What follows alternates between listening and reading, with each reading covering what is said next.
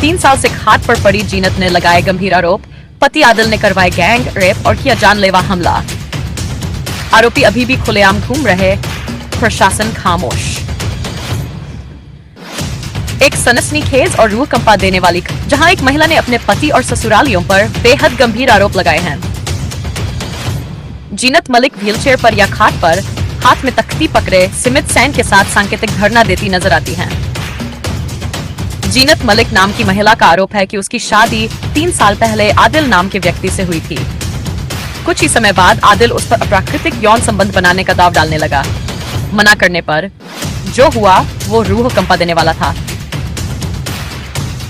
आदिल ने अपनी पत्नी को गैंग रेप के लिए अपने ही भाई और जीजा के हवाले कर दिया।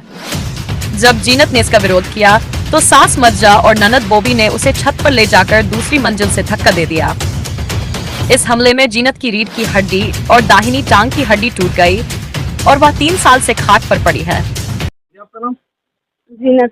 जीनत जी, डीएम कार्यालय में आप आई हो, किस तरह क्या मामला है? मेरी शादी करीब 4 साल पहले हुई थी। शादी के कुछ दिन बाद ही वो मेरे साथ में गलत संबंध बनाने लगा। अगर जो मैंने उसका विरोध किया तो उसने अपने भाइयों के और अपने बहनों के सामने मुझे गलत संबंध बनाने के लिए पेश कर दिया। अगर जो मैंने उसका भी विरोध किया तो उसकी माँ और उसकी बहन मुझे छत पर ले गई। छत से मिलकर मुझे 2 मंजिल से उन्होंने धक्का दे दिया, जिसके कारण मेरी रीढ़ की हड्डी और पैर की हड्डी टूट गई, जिससे मैं अब चल फिर नहीं सकती। चल फिरने से भी मैं मोहताज हूँ। तो कौन लोग हैं, क्या नाम है, लोग कहाँ रहते हैं? मेरी ससुराल वाले हैं। कहाँ रहते हैं?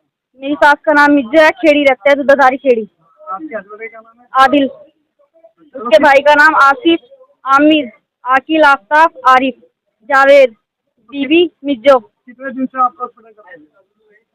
शादी के कुछ दिन बाद ही वे गलत संबंध बनाने की कोशिश करने लगे। कितना समय हो गया ना? 4 साल। तो 4 साल से आप आ जाए हो?